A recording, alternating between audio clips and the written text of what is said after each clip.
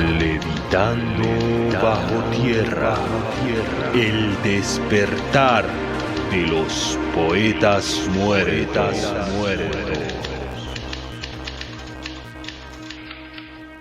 único que le pido al pueblo es que decida. Pero que decida no solamente en este ambiente y en estas inmensas manifestaciones.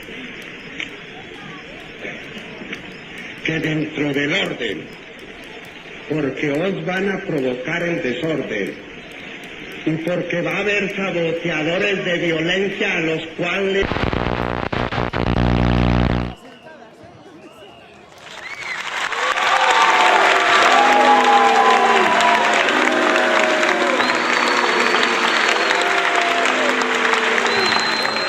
Escuché que había un mitin en esta plazoleta, pero parece que están teniendo problemas de electricidad, como que no los quieren dejar manifestarse, ¿no?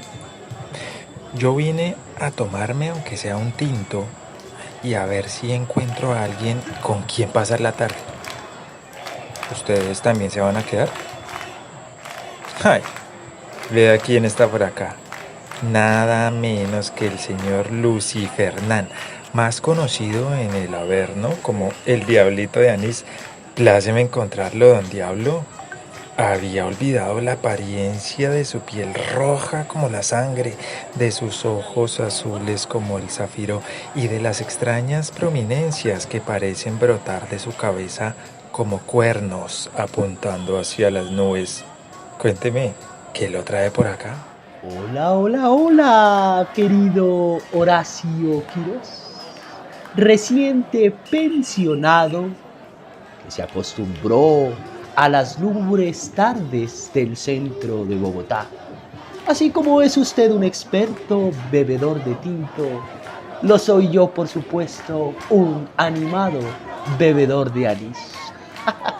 Siempre he pensado que el calor no es mayormente abominable que el frío. Es como si acaso el invierno no fuese tan mordaz como las brasas que acosan en la boca y el interior de un volcán. A mí me trae a este lugar, por supuesto, este mitin, este jolgorio subversivo que está encendido con el ánimo que se cocina en una bravía manifestación. Pero algo en el ambiente me dice que si no llueve hoy, un viento helado hará temblar los cuerpos de quienes se tiran a dormir sobre las losas y las bancas de cemento de esta vieja plazoleta. Bancas de cemento que cuentan también la historia de lucha y miseria de todos los desposeídos.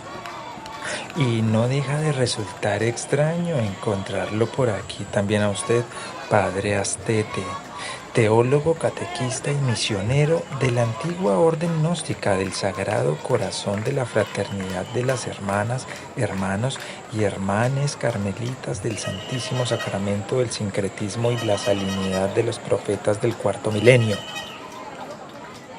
¿Qué designio omnisapiente ha elegido este lugar como punto de encuentro con usted y con Lucifernán?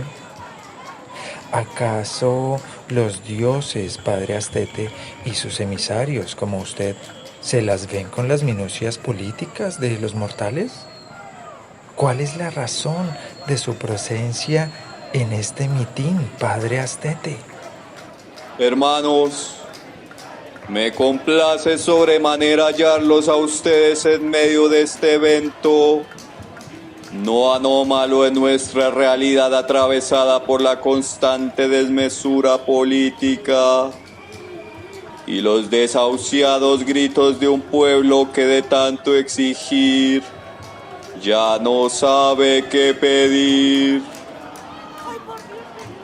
Yo también salgo a esta plaza para apoyar las arengas, buscar almas perdidas de su camino y muy a mi pesar disfrutar del oscuro tinto de don Raúl, en torno de quien ustedes se han reunido y nosotros nos hemos encontrado.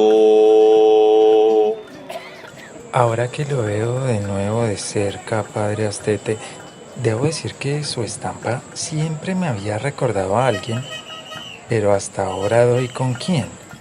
Y sí, el suyo es el mismo perfil del poeta Luis Vidales. ¿Lo recuerda? Sí, el autor de Suenan timbres, el mejor y casi único poemario vanguardista de Colombia, publicado por allá en 1926. Pues sí, su rostro, padre Astete, semeja al del poeta colombiano nacido en el Quindío. Tienen las mismas barbas y las mismas gafas, aunque usted no fuma pipa como él. Luis Vidales, el poeta que nació en Calarcá, Quindío, en el amanecer del siglo XX, en pleno 1900, y moriría 90 años después, habiendo sobrevivido la Guerra de los 1000 días, las 2 guerras mundiales y la desesperación posmoderna. Este poeta, cuya índole innovadora se manifiesta en la ruptura con los esquematismos y en la búsqueda de nuevas formas expresivas de la sensibilidad contemporánea, tendría el honor de ser incluido por Jorge Luis Borges, Vicente Huidobro y Alberto Hidalgo en su Índice de la Nueva Poesía Americana de 1926, en la que Vidales fue el único colombiano de los 62 poetas hispanoamericanos seleccionados.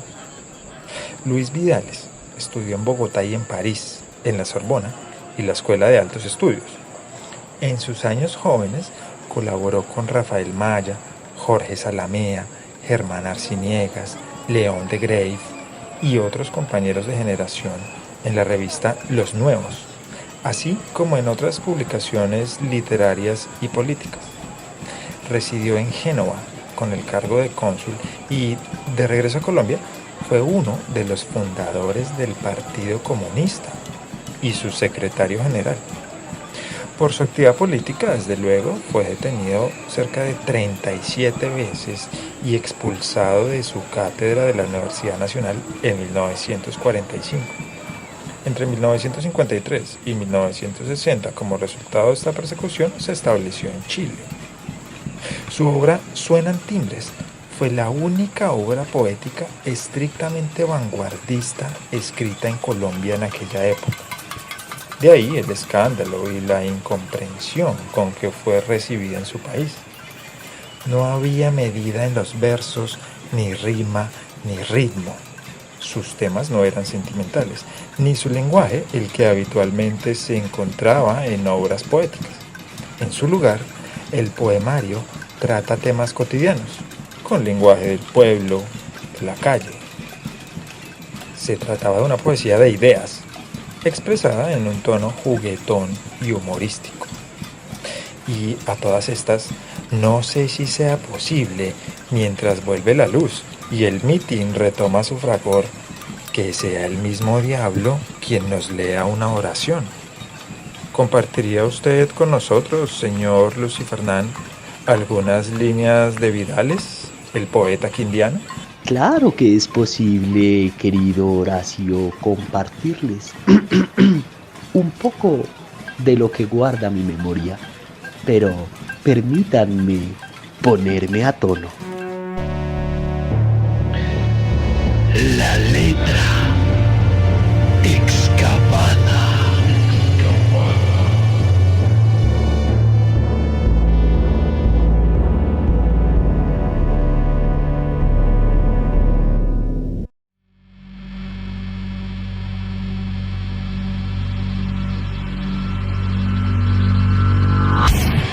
Oración de los bostezadores, dedicado a Leo Legris, bostezador. Señor, estamos cansados de tus días y tus noches. Tu luz es demasiado barata y se va con lamentable frecuencia. Los mundos nocturnales producen un pésimo alumbrado y en nuestros pueblos nos hemos visto precisados a sembrarle a la noche un cosmos de globitas eléctricas. Señor, nos aburren tus auroras y nos tienen fastidiados tus escandalosos crepúsculos. ¿Por qué un mismo espectáculo todos los días desde que le diste cuerda al mundo? Señor, deja que ahora el mundo gire al revés para que las tardes sean por la mañana y las mañanas sean por la tarde. O por lo menos, Señor, si no puedes complacernos, entonces, Señor, te suplicamos todos los bostezadores que transfieras tus crepúsculos para las 12 del día. Amén.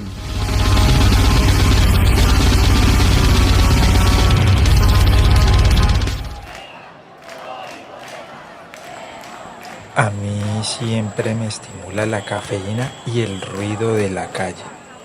Me hacen sentir que estoy vivo entre tantos devenires, avatares y peligros.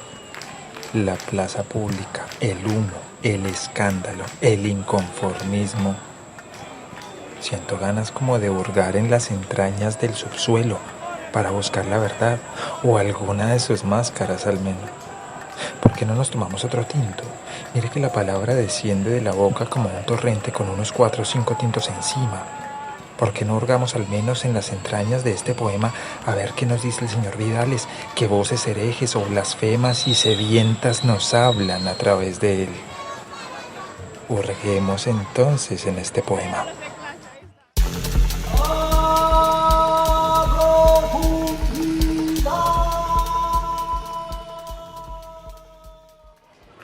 Hermanos, hay que recordar que en estos tiempos de oscuridad y desventura que arropan el mundo, nos encontramos con las manifestaciones más desgarradoras y desventuradas del ser humano. El hambre, la indolencia y la cobardía nos azotan. Y hemos perdido todos los valores.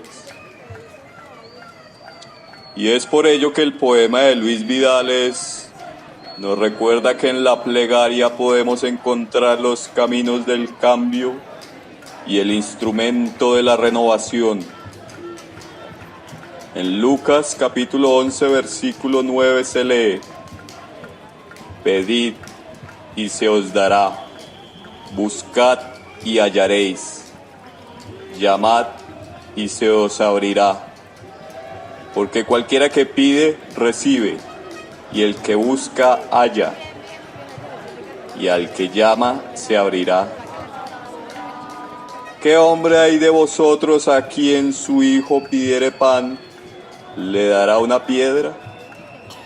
Y si pidiere pez, le dará una serpiente. Así pues, hermanos, ¿qué se pide en este poema? Pues ya os digo, hermanos, que el poema es una súplica para cambiar el orden establecido como consigna para combatir con ese demonio que es el progreso, serpiente de 1000 cabezas, ficción de la realidad, fantasma que todo lo cercena. El progreso, hermanos, el progreso nos ha llevado a aceptar como anormal todo aquello que desde antaño hemos aceptado como normal. El progreso nos ha seducido con la ruptura de las viejas y sagradas costumbres que nuestros padres y los padres de nuestros padres han construido para nosotros. Es por ello que yo os digo, hermanos, que nosotros somos aquellos bostezadores, somos nosotros los que santificamos la rutina, la costumbre, el silencio de los días que llegan uno tras otro entre las cunas y los cajones en los que hemos de ser enterrados, sin que apenas un ápice de asombro haya vivido en nuestros corazones. Los bostezadores somos todos aquellos trabajadores humildes que laboramos de sol a sol con la humilde esperanza de llegar a nuestras casas y sentarnos frente a la pantalla del televisor, premio deslumbrante que nos entretiene con espectáculos deslumbrantes y siempre nuevos de vidas ideales y que nos ayuda a olvidar los miserables días que vivimos cada jornada. Nosotros los bostezadores somos los que exigimos las horas de almuerzo se aprovechen con contenido de mejor calidad. Nosotros los bostezadores somos los que haciendo uso de la sagrada herramienta de la plegaria, enfrentados a las dádivas del progreso para resguardar nuestra insípida y cómoda vida alienada, resucitamos una y otra vez. Padre Astete, usted sabe que yo siempre lo he respetado mucho a usted, pero ahora que hablamos de bostezadores, me da la impresión de que el tono en el que usted se refiere a los simples mortales, es decir, la forma en la que nos habla, sí que puede suscitar muchos bostezos. Considérelo para que su interlocución con los demás sea un tanto más fructífera. Ahora bien, quiero preguntarle, ¿usted también cree, don Lucifernán, que los bostezadores somos los obreros alienados que se refugian en el templo irrisorio y vacuo de los dioses o de la televisión? ¿O de quién cree usted que está hablando Luis Vidales? A mí me parece que es el hastío de quien encuentra ya demasiado desgastado el mundo el que habla, desde los ejes del universo hasta el crepúsculo. Para mí que los bostezadores son los desengañados del universo que no saben si elevar una plegaria a Dios o burlarse de él en su cara siempre oculta. Cuénteme, ¿quién cree usted, señor Lucifernán, que son los bostezadores? Ay, Horacio Quirós. Déjeme decirle que es una insistencia que desde hace más de 2000 años no nos ha dejado despertar de la desgracia de pensarnos libres, aunque mortales. Dios, cuyo tema y temor ha sido el reproche de ateos y conciliación de agnósticos, por más curva de humor que quiera que le demos a su idea, me da la impresión de que una vez más y en este poema, para mí, que no soy nada sin la idea refleja de Dios, este poema es de nuevo una afrenta santa que aún hoy, después de que la ciencia nos quitara de los ojos el fanfarrón capricho de lo que es verdad para unos y solución fatua para los tantos otros, y que nos ha permitido surcar y hallar otras sombras e incandescencias para que superemos de una vez por todas esa maldita idea del Dios cristiano de la cual hoy día viven los lobos y se refugian las flacas ovejas, cuando no logran imaginar o crear nuevas formas o otros dioses vacíos, efluvios, con sus manos, con sus mentes, con sus sentidos, gracias a la magia ilimitada de nuestra imaginación.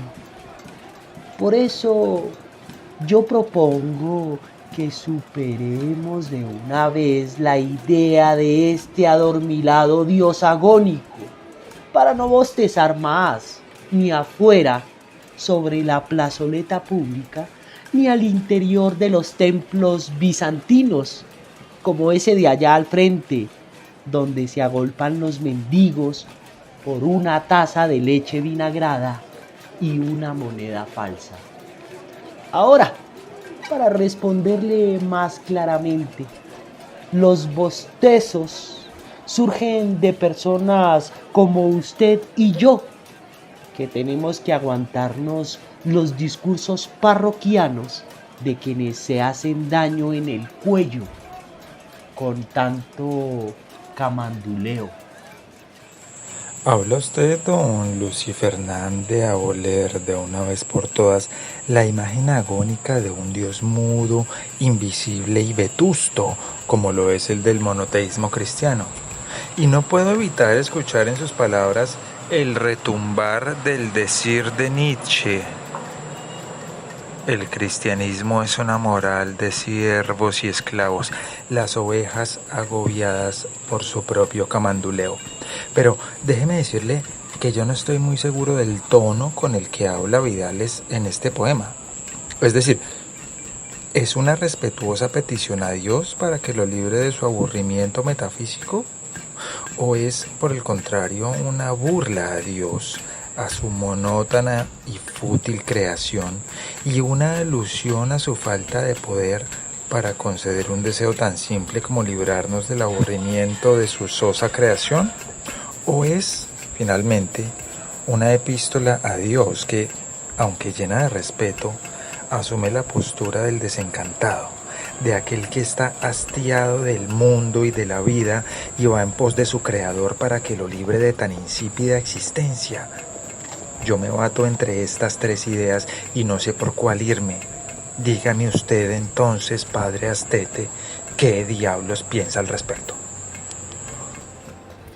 Hermanos, vosotros sois los que han tomado el camino de la blasfemia, y vosotros sois los que os regodeáis en ella, señalando las incongruencias de una realidad que vuestras blasfemias no alcanzan a tocar.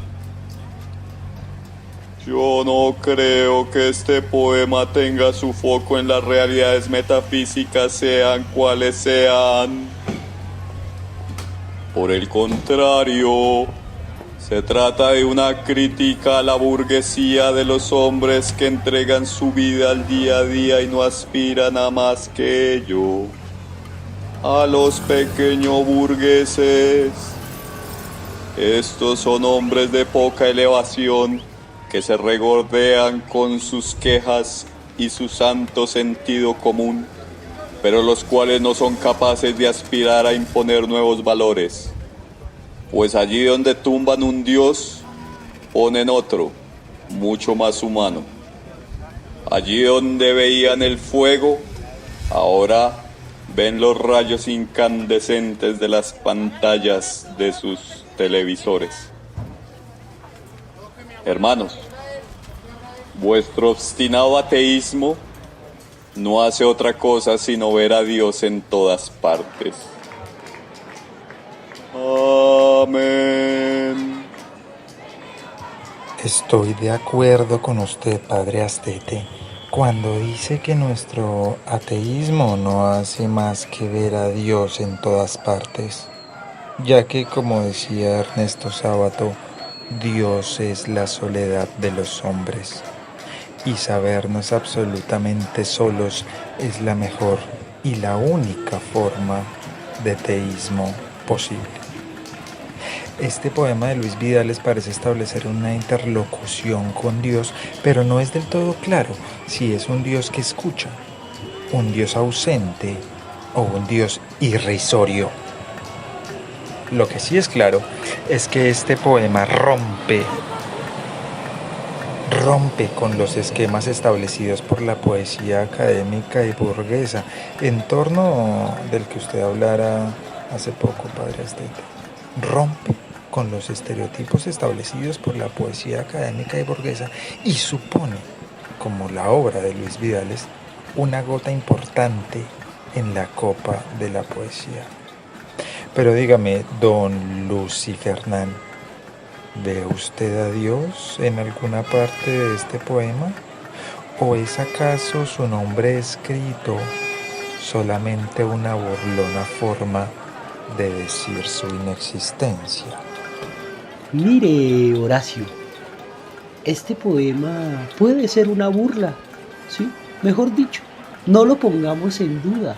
Es un poema broma o una crítica que suena a recocha, pero me da más bostezo que risa. Luego entonces para mí no entra en la lista de poemas inolvidables, sino que es uno más, de verdad. Un poema que entra y que sale. Y que aunque pueda parecer desafiante, crítico, como dice Monseñor Astete, o atrevido para la época, de nuevo, me parece un bostezo de esos que se extiende cuando gesticulamos y sacamos un poco de energía por esta idea repetida de Dios, Dios, Dios, Dios, qué pereza. Los intereses hoy en día son otros. Mira a los jóvenes que hoy participan de las arengas en esta plaza pública, en este nicho popular. Sus exigencias son otras y concretas. Pan, educación, justicia, no más violencia. Entonces, pues entiendo el contexto en que fue escrito el poema, pero no deja de ser un texto noble para un personaje tan peligroso como Dios o como la poesía. Luego ya no sé qué pensar. Querido Horacio, Astete, discúlpenme, pero me retiro. Comienza a hacer calor aquí dentro y necesito un helado de noche. No sé si lo sepan o les interese, pero me gusta masticar hielo cuando llega la bruma. Nos vemos la semana que viene, porque estas protestas, aunque las quieran claudicar, no van a cesar tan pronto. Hasta luego. Feliz noche, don Lucifernán, príncipe del Averno venido entre los hombres. Me gustó verlo. A mí, este poema, debo decirle, antes de que nos deje, este poema me sugiere también que es Dios quien bosteza al vernos, en un bostezo eterno, impúdico e indolente ante el sufrimiento, la miseria y la incertidumbre humana. Dios bosteza y se cruza de brazos. Claro, ya lo tiene todo planeado, nada puede sorprenderle. Ni siquiera las súplicas humanas contra el aburrimiento en forma de poema. No importa la forma de la súplica, Dios siempre bostezará y guardará silencio en su palacio de eterno silencio y distancia. Me pregunto entonces, Padre Astete, ¿cuál es la forma? Dígame usted, ¿cuál es la forma que puede tomar este poema para llegar a los oídos de Dios? Biblioteca Espacial Internacional.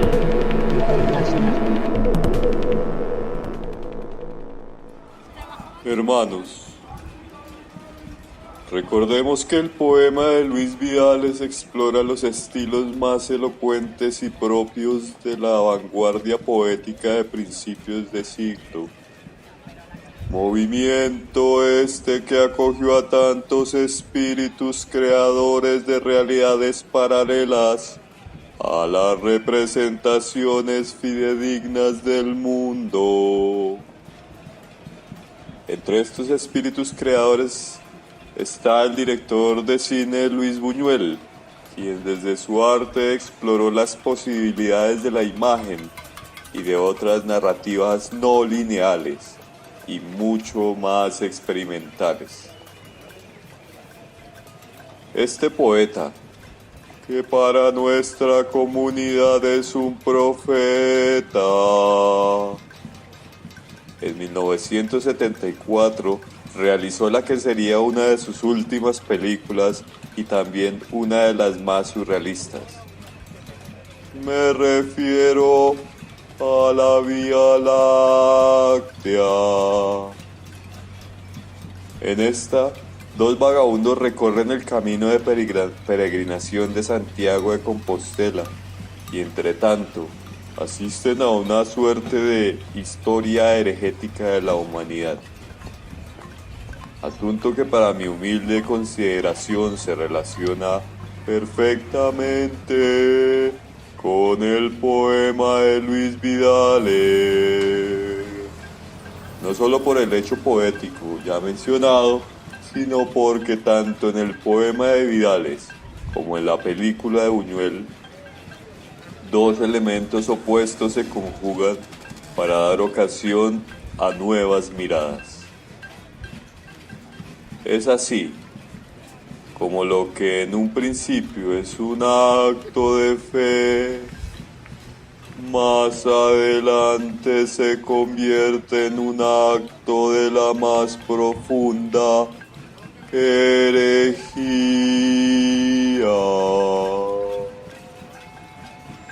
Qué interesante asociación hacia usted, padre Astete. Nunca se me hubiera ocurrido pensar que este poema podría haber tomado esa forma. Vaya uno a saber si incluso en esa forma podría llegar a los oídos de Dios.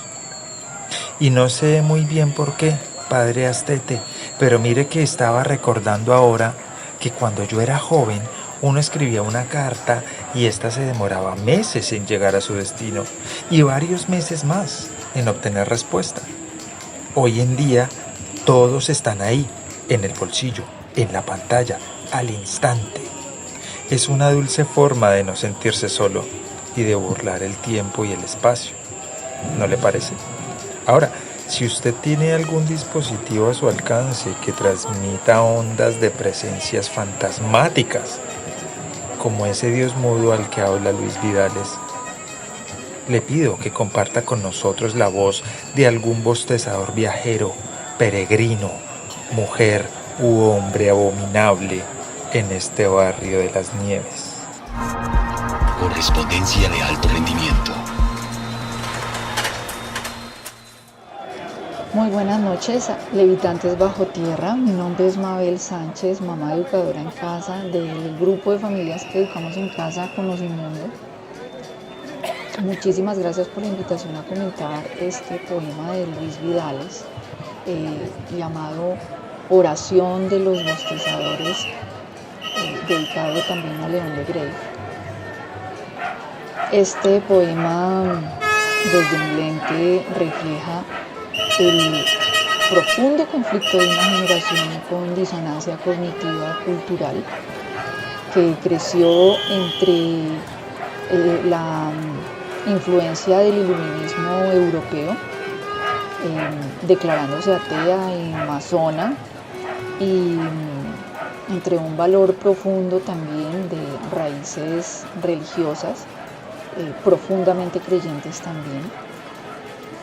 Y ese conflicto se ve en este poema precisamente, porque el poeta necesita hablar con Dios, aunque sea alegando, renegando de su obra, diciéndole que lo que está hecho ya está mal hecho.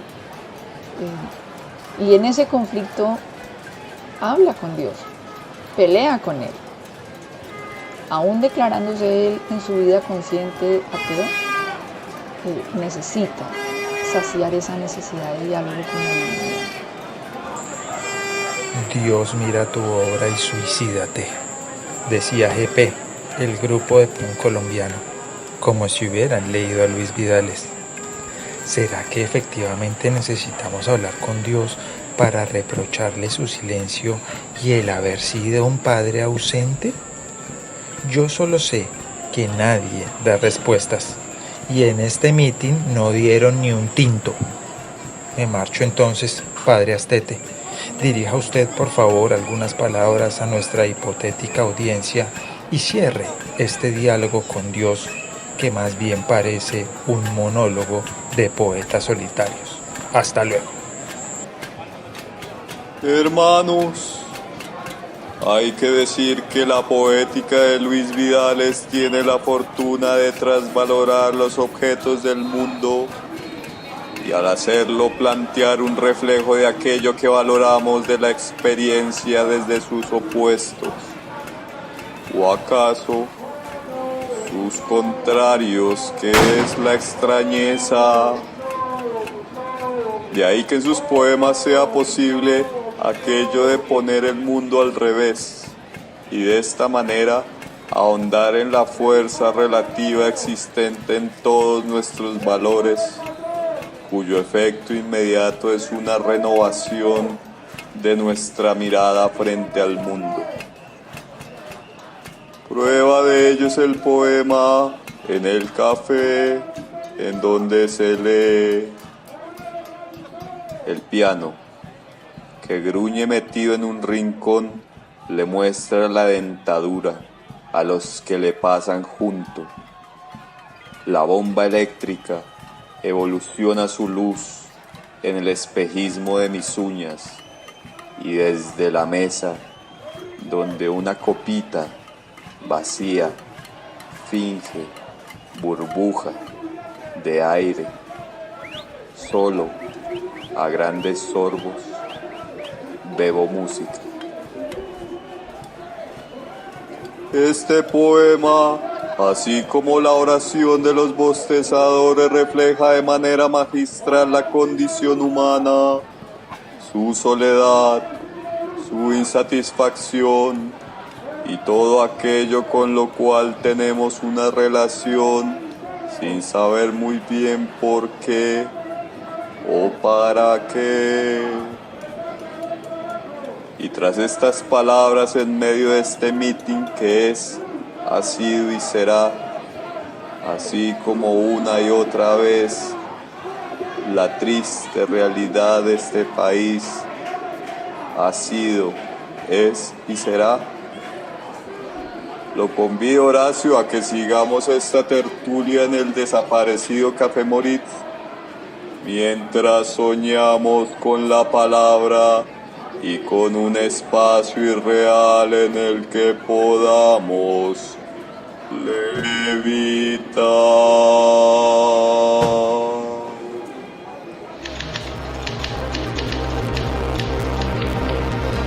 Levitando bajo tierra, el despertar de los poetas muertos.